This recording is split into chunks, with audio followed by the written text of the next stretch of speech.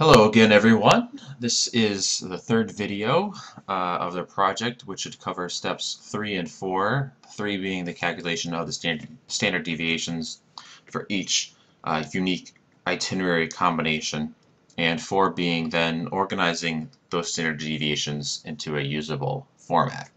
Um, so what we're looking right now is where I left over at the end of step 2. So we have our price and our variables organized in the groupings that we had done. So the trick being, how do we calculate the standard deviation in a quick and organized manner, so that we can then use it for that final analysis. You could put it in Access, Microsoft Access, but I don't really know how to use Access. You could come up with a pretty comprehensive and complicated formula that would automatically just calculate standard deviation for for everything. But I thought it would be helpful to use pivot tables and also use macros, to calculate and organize, all the standard deviations that we come up with. Those are pretty helpful tools to learn, and they can help you with future projects, hopefully. Well, so the first step here is to set up a pivot table, and I've already made a worksheet for that. It's blank right now. It's pretty easy to make. Insert in pivot table. I'm going to click on existing worksheet. Go here in the top cell and just set that up. So real quickly, I put price into the values category. I'm going to put number of stops as a filter. Weeks into departure as my rows, takeoff grouping, that's takeoff time as a filter, city pair grouping as a filter, and then my day of the week as a column. And you're looking at it right now, this actually just shows you the sum of all the prices in all the itineraries, let's say from 5 weeks into departure on a Sunday, on a Monday. But this doesn't mean anything to us. The grand totals don't mean anything to us. So I'm going to go into the options and change stuff around.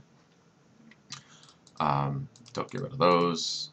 And also for error values, I'm going to set it to 0 because we might get some divided by 0 signs if we don't do that.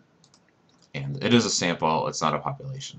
So I'll set that. And then we'll see some pretty realistic standard deviation numbers as a result of that.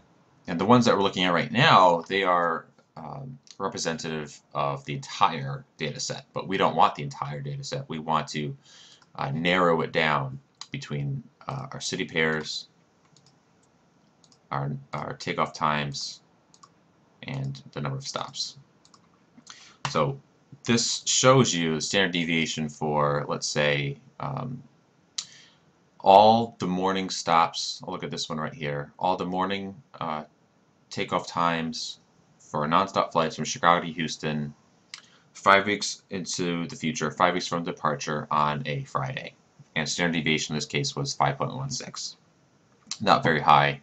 The other numbers should be around 100, 150, even up to 200 almost. So you can go through, and there's a bunch of combinations of city pairs, takeoff groupings, and number of stops, and you have to pull all that data. The trick is this numbers are going to change, so we have to move these numbers before we can change any of the filters. So I'm going to copy this into this next worksheet, which I call the data drop, which I've set up a pre-template to match how the pivot table reports information. And then I would go back and we'll see, the only thing changing here is the number of stops from 0 to 1, from 0 to 1. Come on.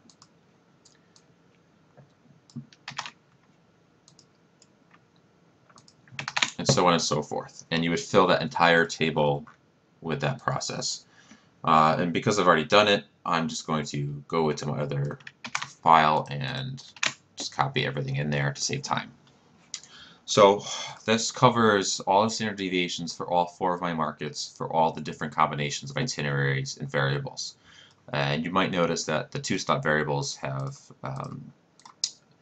they don't have that much data included, so probably those will be excluded from the end analysis. I'm not going to change them now because it could mess up some of the templates that I've pre-established when I'm doing all my reorganization. So I'm going to leave those there for now.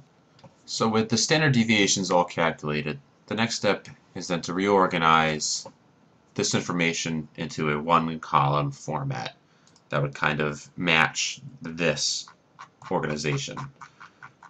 The problem being, we have, how many do we have? We have 193 rows of standard deviation and seven columns of it. So you could go about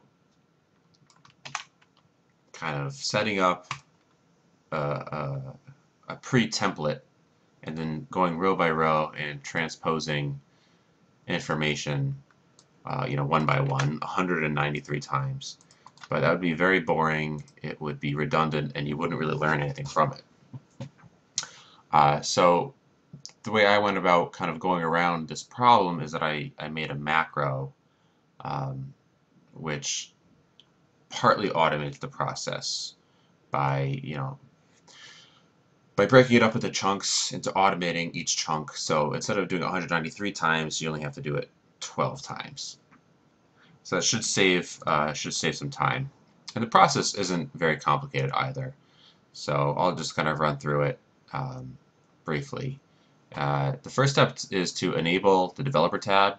So for Office 2013, you can go into Options, Customize Ribbon, and click on this tab. For people using Office 2010, 2007, or 2003, I believe it's a checkbox right in this area.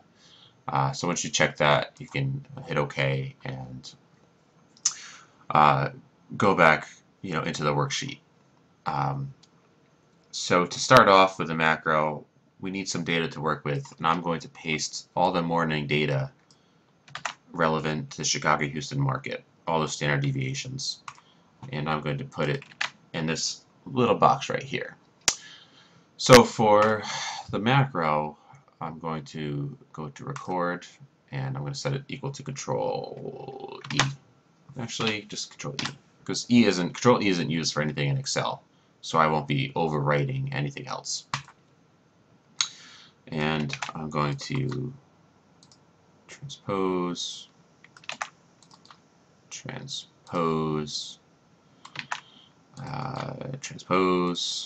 and really do this for the entire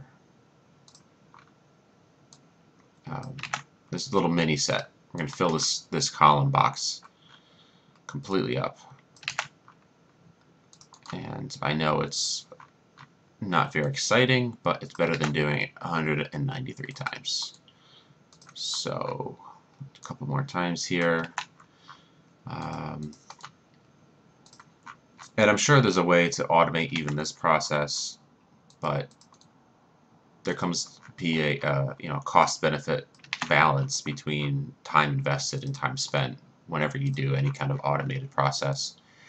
So I kind of just drew the line, right here, and it should work out for the better. All right, so it's the last one, and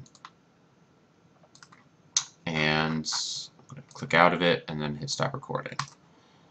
So I need to get rid of this data. We can actually go ahead and put it into our column format. And notice that's just for the morning information. And now we're going to move on to the noon information. And so that process is pretty simple. Control C to copy, go to the macro drop, paste it in there, and then what I do, Control E, yep, and Control E, and it automates that process we had just done. So just double checking the 79 on the bottom right, 79 on the bottom.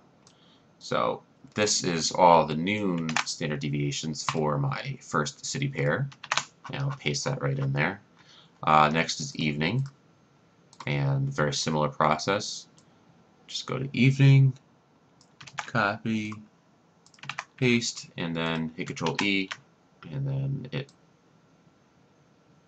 gives you all that data in a nice column format.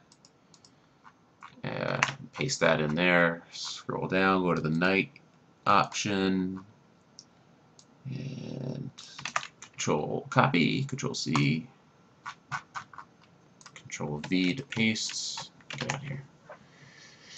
Control E to run my macro.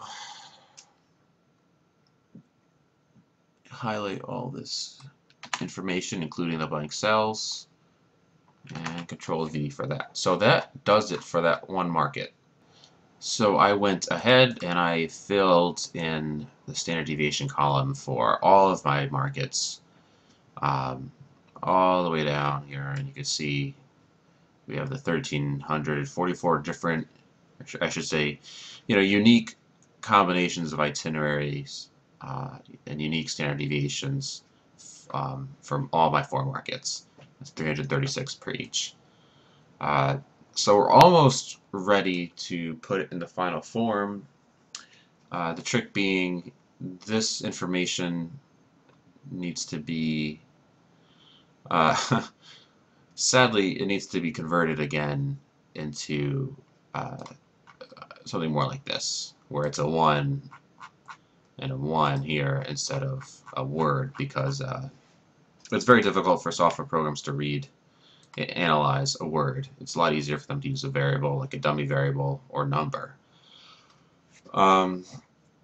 So assuming that you structure this matrix correctly, you should be able to just copy all of this good stuff right in there, and I believe I have done that. So I'm going to paste this right here, and to double check, I'll just go through Denver, San Fran, 2-stop, 1 week, a morning on a Sunday, and I can go into here.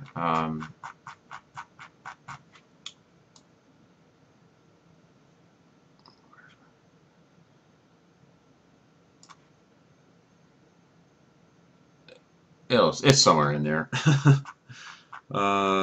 Morning here.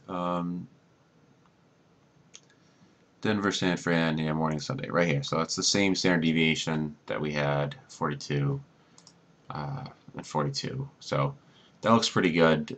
And this is pretty much the end of step 4, because we have our standard deviations and their unique combinations of itinerary information appropriately matched in an analyzable format, and you can then attach other variables onto it, like daily packs for that city market or distance for that city market, and then each one would be the same. You could copy that down, and this would essentially be what you would put in the analysis. You could hypothetically run a linear regression on it, although Excel is limited to 16 variables, and that would leave you right there, unfortunately. SPSS is a good system to use for any statistical analysis, and that's available through the Ernie's website, the additional software. It's pretty straightforward to use, and it gives you really comprehensive results. So depending upon what analysis you choose to do, I still recommend you use SPSS, for that final version. But that is the next step, and as long as you can get here or even to this step, I think that should be sufficient. You have your standard deviation matched with every unique itinerary criteria. So that'll do it, and good luck. If you have any questions, email me, and I'll see you in class on Thursday.